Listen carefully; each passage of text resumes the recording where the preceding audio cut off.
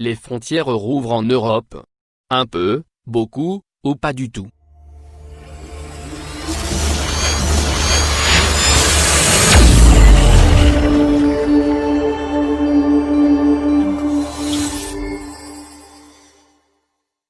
Après 3 mois d'isolement à l'intérieur de leurs frontières nationales, les Européens vont retrouver lundi la possibilité de voyager plus facilement d'un pays à l'autre, en raison du recul de la pandémie de nouveau coronavirus.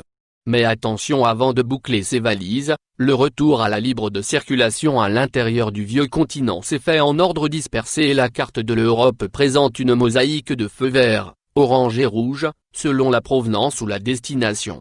Ils sont déjà accessibles. L'Italie avait donné le signal dès le 3 juin en se rouvrant à tous les voyageurs.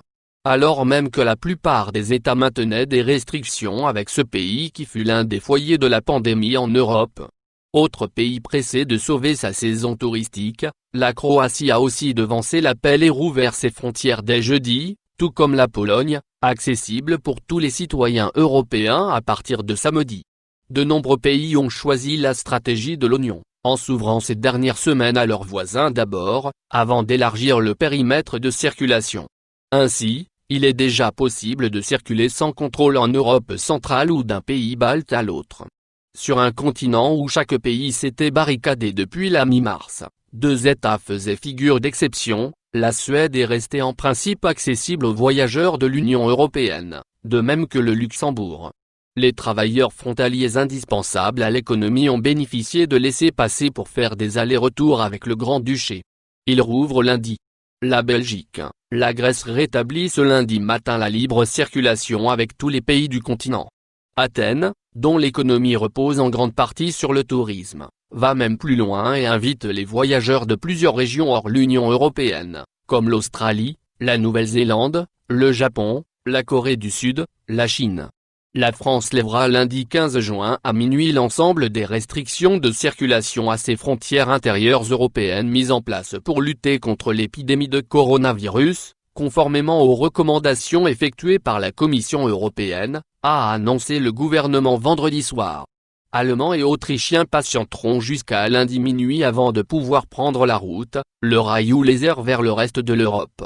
Parmi les pays qui vont lever leur contrôle, ou l'ont déjà fait, nombre d'entre eux, Hongrie, Bulgarie, Autriche, République tchèque, Slovaquie, Lettonie, maintiennent cependant des restrictions pour les voyageurs en provenance des destinations européennes où le taux d'infection est encore jugé trop élevé. Chaque pays a composé sa liste, plus ou moins longue, de zones à risque. La Suède et la Grande-Bretagne y figurent invariablement.